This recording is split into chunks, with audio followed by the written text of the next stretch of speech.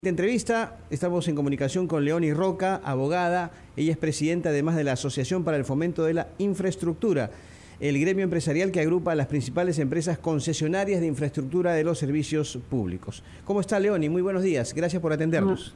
Muy buenos días.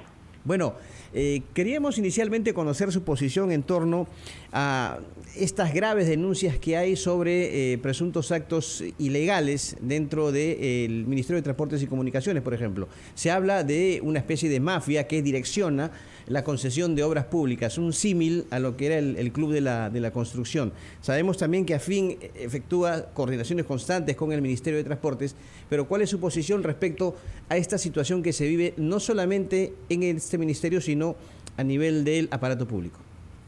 A ver, yo creo que los radioyentes y en general el público de ustedes tienen que entender la importancia que tiene el Ministerio de Transportes. El Ministerio de Transportes y Comunicaciones es el organismo máximo en temas de transportes y de telecomunicaciones, como lo dice su nombre.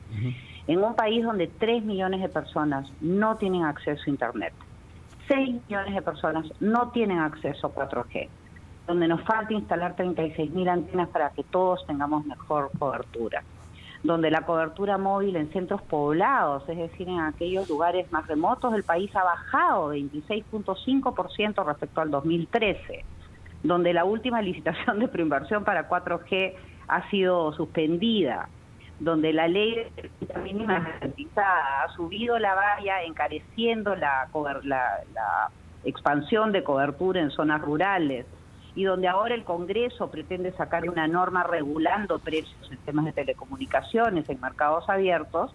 Evidentemente es un sector crítico donde se requiere institucionalidad, profesionalidad, menos rotación, integridad, transparencia.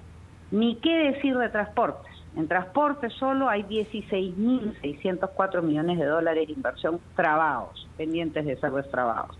Temas tan importantes como la ampliación del puerto del Callao, la reforma del transporte urbano. Estamos a puertas de un nuevo paro del Metropolitano y de los corredores complementarios la próxima semana porque no se procede con los pagos desde el mes de diciembre. Los proyectos del Plan Nacional de Infraestructura parados. Entonces, evidentemente, estamos hablando de un sector muy crítico para la competitividad del país, para el bienestar de las personas, tanto en su conexión física como digital, ¿no? Leonie, y sabemos efectivamente que AFIN realiza una cantidad importante de acciones con el Ministerio de Transportes y Comunicaciones. ¿Cómo ha sido esa relación durante esta última gestión del exministro Silva? Muy difícil, muy difícil. Con el ministro Silva no me he reunido nunca. Con los viceministros sí, pero ustedes entenderán que, por ejemplo, si uno empieza a conversar con el ministerio, porque a nivel de gremio nosotros lo que vemos son temas de política pública, como es obvio, no vemos casos particulares, ¿no? Uno empieza a conversar con el ministerio cómo ampliar la cobertura, por ejemplo, de Internet en el país. Y un mes después te cambian al viceministro. Un mes después lo volvieron a cambiar. El director general encargado de sacar cierta norma general, empiezas a conversar con él, le mandas tus comentarios, en fin. Entonces uno tiene los documentos ahí y simplemente los tiene que volver a imprimir y cambiar el destinatario del documento y volverlo a mandar. Entonces estas rotaciones permanentes, esta falta de institucionalidad, esta falta de sentido de relevancia de los temas que están en el Ministerio de Transportes y Comunicaciones preocupa sobremanera. Los temas de corrupción, en fin, no me voy a pronunciar sobre ellos porque hay instancias que se tienen que encargar de investigarlos. Pero lo que es evidente es que tenemos bastante tiempo, esto no viene de ese gobierno, hay que decirlo, Roca, con un problema de pérdida de institucionalidad. Sí, perdón. Usted indica que no se va a referir directamente a los problemas de corrupción, pero esto no es novedad. Quizá muchos se sorprendan ahora por las declaraciones de Karelim López, pero olvidan que hace unos cuantos años, 5 o 6 años, se detuvo al viceministro de Transportes y Comunicaciones. Cuando se destapa el escándalo Odebrecht, son los funcionarios del Ministerio de Transportes y Comunicaciones los que son requeridos por la justicia. Y uno hubiese pensado que se hubiesen puesto los suficientes candados para que esto nunca más ocurra. Sin embargo, vemos que sistemáticamente sigue ocurriendo. ¿Qué pasa ahí? ¿Qué se necesita? ¿Nueva normatividad? ¿Marco legal? ¿O estamos hablando de seres humanos que lamentablemente son corruptos y ahí no hay nada que hacer al respecto? Yo creo que hay una mezcla de cosas, ¿no? Por un lado tenemos un marco normativo que no es bueno, la ley de contratación pública, y lo dice todo el mundo, está totalmente desfasada, ¿no? Esa ley hay que cambiarla. Por otro lado, los sistemas de control tienen que hacer lo suyo, pero tienen que hacer lo suyo de manera eficiente. De nada nos sirve leer en el periódico cada cierto tiempo los miles de millones de soles que se pierden en corrupción cuando no hay ninguna acción efectiva frente a eso. Por otro lado, los funcionarios públicos deberían tener mayor estabilidad para no entrar con esta onda de me cargo con todo lo que puedo en el camino, porque en un momento me sacan, ¿no? Y evaluaciones periódicas que también evalúen sus competencias en términos de honestidad. O sea, así como ha habido casos de viceministros, efectivamente, hemos tenido casos muy escandalosos en el Ministerio de Transportes, porque es un ministerio, como digo, súper crítico, maneja miles de millones de dólares de presupuesto. Y desgraciadamente hay un tema de fondo, que es la manera en que planificamos las cosas. Si nosotros tuviéramos todos los años en la ley de presupuesto claridad respecto a los proyectos que se van a hacer, no habría espacio para la negociación política de te doy esta hora, dame tal cosa, te saco esta cosa, o sea, el de tome y daca contra el presupuesto. Tendríamos mucho mayor claridad, tener un cronograma de adjudicaciones más certero y por lo tanto empresas más serias que se presentan porque pueden proyectarse. Pero si las cosas van saliendo como conejos de un sombrero, evidentemente esa improvisación da espacio también para la corrupción. Y lo otro es que en otros países del mundo, a ver, corrupción hay acá y en cualquier país. Hay veces que en otros países del mundo te encuentran en un caso de corrupción y te vas preso. Y eso de ahí da la tónica de cuál es el nivel de exigencia que tiene la ciudadanía respecto a la corrupción. Te corrompes, te vas preso, se acabó. Acá, desgraciadamente, los juicios toman 3, 4 años, en fin, declaras y entonces te eximen de culpa y al final del día todos son colaboradores eficaces pero nadie está en la cárcel. Entonces, claro, hay una percepción de impunidad que no ayuda a estas personas, como usted bien dice, que no tienen el estándar moral que se debe tener, a sentirse que pueden terminar limpios a pesar de que se corrompan, ¿no? Señora, pero sí hay un tema de marco normativo, evidentemente hay un tema de marco normativo. Señora Roca, buenos días. Usted ha puesto el acento con toda razón en las deficiencias constatadas en el Ministerio de Transportes y Comunicaciones, que es el primer presupuesto del Estado para inversión, de manera que eso lo hemos comprendido, al mismo tiempo que creo que el mayor porcentaje de las inversiones de las empresas que son miembros de AFIN pasa por el MTC. Pero al mismo tiempo, ustedes han formulado críticas contra el Congreso, especialmente por una iniciativa legislativa que interpretan ustedes pone fin a la autonomía del organismo regulador de las inversiones privadas en materia de telecomunicaciones. Quisiera que nos explique, por favor, exactamente en qué consiste esta crítica que ustedes formulan y qué malas consecuencias permite prever eso para la expansión del mundo digital. En nuestro 48 estamos entrevistando a la señora Leoní Roca, presidenta de la Asociación para el Fomento de la Infraestructura Nacional, AFIN, que nos ha explicado naturalmente hasta qué punto la gestión del ministro renunciante Silva ha sido calamitosa para el desarrollo de la infraestructura en nuestro país, pero ahora queremos hablar sobre lo que el Congreso viene haciendo respecto de la autonomía del organismo supervisor para la inversión privada en telecomunicaciones, OCIPTEL. Explíquenos, por favor, cuál es el riesgo que ustedes ven tras esta iniciativa legislativa. A ver, el arreglo institucional en el Perú hace que quien tiene que evaluar las condiciones de competencia de un mercado y previo análisis de eficiencia regulatoria, definir la imposición de tarifas, cargos, la eliminación de ellos, es el organismo regulador.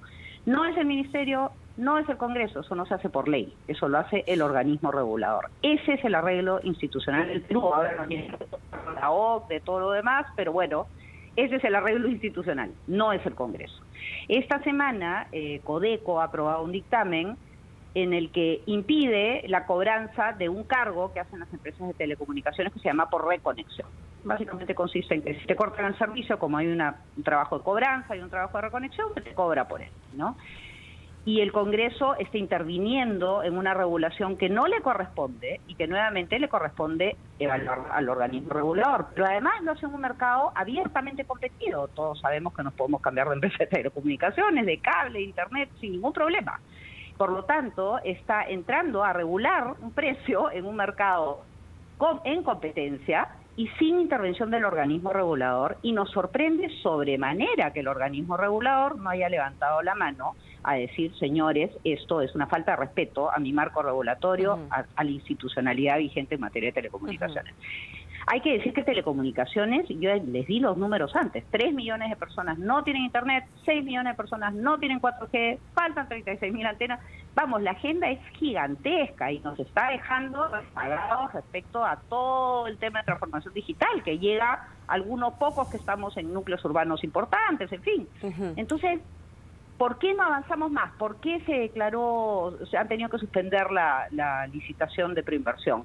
Porque la cantidad de multas por sobreregulaciones que se supervisan, por este tipo de normas que se sacan fuera de cualquier evaluación de impacto regulatorio, hacen que el riesgo de participar con inversiones en telecomunicaciones sea tan alto que las empresas no se terminan de animar. Y eso es muy, muy malo. Ahora, a propósito de las reguladoras, actualmente se encuentra en marcha el proceso de selección para los presidentes de las 4 reguladoras. Estamos hablando de Ocitran, Ocinermin, SUNAS y Ociptel. A ver, dado el historial de este gobierno de elegir personas que no son adecuadas para los cargos, aún así las reglas estén bien escritas para saber quién debe ocupar estos cargos técnicos tan importantes, ¿le da cierto temor? Por supuesto, nosotros estamos muy preocupados, nos reunimos con la anterior primera ministra, con la señora Mirta Vázquez en noviembre o en diciembre, y le manifestamos nuestra preocupación en 2 sentidos. La ley en el caso de organismos reguladores es bien clara respecto a los requisitos de carácter profesional que se requieren para acceder a estos cargos. Pero el quid del asunto está en cómo se les elige, cuál es el comité evaluador, quién les va a hacer las entrevistas, qué tipo de entrevistas. Y le pedimos que por favor se convocara al proceso con tiempo para que hubiera mayor competencia, hubiera mayor cantidad de candidatos, que los currículums de los candidatos se prepublicaran y que las ternas finales también se prepublicaran para poder ser materia de un proceso de oposición. Desgraciadamente no hemos tenido, salió una norma, la primera ministra sacó una norma, se designó básicamente a viceministros, a directores generales a cargo de esto, después ha habido cambios y hoy día tenemos un comité medio fantasma que habría que averiguar quiénes son, qué están haciendo y empezar a preguntar como ciudadanos, nosotros estamos detrás de eso, pero a ver, la cantidad de inversión que hay entre minería, hidrocarburos, gas, electricidad, saneamiento, telecomunicaciones y transportes son decenas de miles de millones de dólares que dependen de cierto nivel de predictibilidad, para lo cual es fundamental que esta elección de organismos reguladores esté libre de toda duda. Nosotros incluso sugerimos que se convocara a alguien, voy a soltar un nombre, como Richard Webb, alguien que ha estado del Banco Central, no libre de toda duda, que encabezara esta comisión, que le diera un estándar, un nivel de transparencia y de legitimidad que diera tranquilidad de que el sistema regulatorio no está siendo materia de este declive institucional en el que desgraciadamente hemos entrado. Y hay que decirlo, se ha acelerado el declive, esto tiene varios años. Ya lo que tenemos es un proceso ya de aceleración que es muy, muy preocupante. Leoni, y yo quisiera volver a la pregunta que le hizo Fernando y a la referencia de esta propuesta legislativa que, bueno, lo que hace es imponer un esquema regulatorio de tarifas tope para la reconexión de servicios. ¿De qué manera esta iniciativa y otras, no sé, ya en este Congreso hay que tener ya bastante temor por lo que se aprueba, pero de qué manera esta propuesta puede perjudicar este proceso de adhesión del Perú a la Organización para la Cooperación y el Desarrollo Económico, la OCDE? A ver, primero, es un tema que no le corresponde al Congreso, le corresponde al regulador. Entonces, el arreglo institucional de quién hace qué se rompe. Segundo, que el proceso es un proceso en el cual no se ha escuchado a nadie. O sea, y no solamente no es la instancia que debe estarlo discutiendo, sino que su proceso de toma de decisiones es acelerado, no toma en cuenta opiniones técnicas y sale porque, claro, suena bien, como todo, ¿no? Populista. Cuando hablamos de populismo nos referimos a eso, a que suena bien, suena bonito, porque es pan hoy día, hambre mañana, ¿no? Entonces, la OCDE lo que ofrece es justamente reglas de juego claras, predecibles, institucionalidad, procesos claros, transparentes, escucha no solamente a las empresas, también a los usuarios, evidentemente. Ese proceso de toma de decisiones te garantiza que tienes un Estado que no está aislado en su torre de cristal, y cuando hablo de Estado hablo de cualquiera de los poderes del Estado, sino que es un Estado que tiene procesos, funcionarios, instancias, instituciones que funcionan y que dan la garantía de predictibilidad. Las reglas cambiar, sí, pueden cambiar, pero cambian con análisis de impacto regulatorio, cambian en procesos de prepublicación, de transparencia, en procesos donde se conversa. Es una forma de hacer las cosas tan distinta de la que vemos día a día, que claro, cuando se anuncia que nos han aceptado, yo digo, sí, nos han aceptado, pero estamos en la puerta y no nos están dejando entrar ni al baño, ¿no? Sí.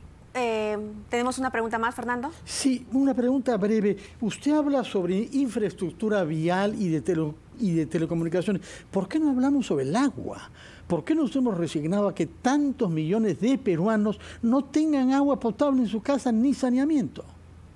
No, el tema es dramático, dramático. En realidad los principales, cuando uno prioriza temas que tienen que ver con bienestar, siempre están educación, vivienda y agua, ¿no?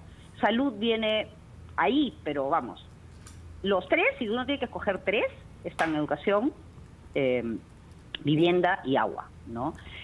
Y agua, desgraciadamente, tiene un problema serísimo con estas empresas muy dispersas a nivel nacional, muchas de ellas quebradas, con problemas de gobernanza muy, muy serios, ¿no? Estas cosas que a cada rato escuchamos sobre Sedapal, pero Sedapal, mal que bien, es una empresa. Las que vemos en regiones son empresas mucho más chicas, con mucho menor capacidad de gestión.